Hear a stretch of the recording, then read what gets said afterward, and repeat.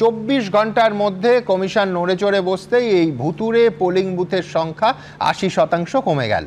অবশ্য এই তালিকার ভূতের ওঝার নাম সুব্রত গুপ্ত কিনা আমরা জানি না, কিন্তু আমাদের কথা হচ্ছে যে বিএলওদের ওপর চাপ দিয়ে জোর করে এই অন্যায্য কাজটা নাকি করানো হচ্ছে। তো করাচ্ছে কারা? এই চূড়ান্ত কারচুপির মোডাস অপারেন্ডিটা ঠিক কীরকম? আমার পরের বক্তা নিজে বিএলও স্বপন মণ্ডল কি বলছেন, কতটা চাপ ছিল, আদৌ চাপ ছিল কিনা, আর যদি চাপ থাকে কাদের চাপ ছিল? দেখুন, আমরা শুনেছি যে পুকুর চুরি হয়, আমরা শুনেছি আমাদের রাজ্যে ভোট চুরি হয়, কিন্তু এসআইআর নামক একটা সাগর সেটাও চুরি হয়ে যাচ্ছে, আমাদের চোখের সামনে দেখতে হচ্ছে। আমরা প্রথম থেকে বলে আসছি এবং আমরা বারবার করে নির্বাচন কমিশনের কাছে তুলে ধরার চেষ্টা করেছি, বিভিন্ন ডেপুটেশনের মাধ্যমে, চিঠি দেওয়ার মাধ্যমে, যে কী ধরনের দুর্নীতি হচ্ছে, কী ধরনের অনিয়ম হচ্ছে এই এসআইআরকে কেন্দ্র করে।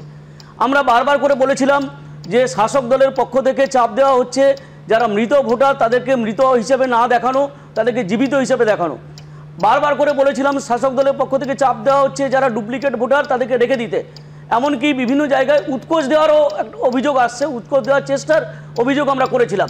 কিন্তু প্রশ্নটা হচ্ছে যে নির্বাচন কমিশনের যে প্রস্তুতি ছিল সেই প্রস্তুতি সম্পূর্ণ ছিল না এবং সেটা ইনসাফিসিয়েন্ট বলে আমাদের প্রথম থেকে মনে হয়েছে।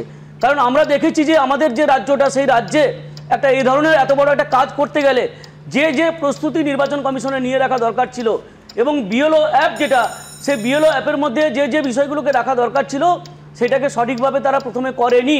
এমনকি আপনারা জানেন যে এই যে এডিট অপশানটা দিয়েছে, আজকে আপনারা বারবার করে প্রশ্ন তুলছেন যে 2208টা থেকে হঠাৎ করে ম্যাজিক করে 480-তে নেমে এলো। এটার মূল কারণ হচ্ছে এই যে বিএলও অ্যাপ। এই বিএলও অ্যাপে আপনারা সবাই জানেন যে এডিট অপশান একটা দেওয়া হয়েছে, যেই আমাদের ধারণা যে কালকে যেহেতু চাপ পড়েছে নির্বাচন কমিশনের পক্ষ থেকে, এই ডিএমরা ইআরওদের নির্দেশ দিয়েছে এবং বিএলওদের নির্দেশ দিয়েছে যে যেখানে যেখানে ভুল হয়েছে তোমরা সংশোধন করে দাও। হতে পারে এটা, সেই কারণে হঠাৎ করে সংখ্যাটা আজকে কম দেখানো হয়েছে, কিন্তু এটা শুধু 2208 নয়। আমি বারবার করে বলছি যে সত্যি সত্যি যদি রিপোর্ট উঠে আসে দেখবেন আপনি এটা কয়েক হাজার হবে এবং বহু মৃত ভোটের এখনো পর্যন্ত জীবিত হিসাবে দেখানো আছে পোর্টালে। সেটাকে ছাঁকনি দিয়ে বের করতে হবে নির্বাচন কমিশনকে।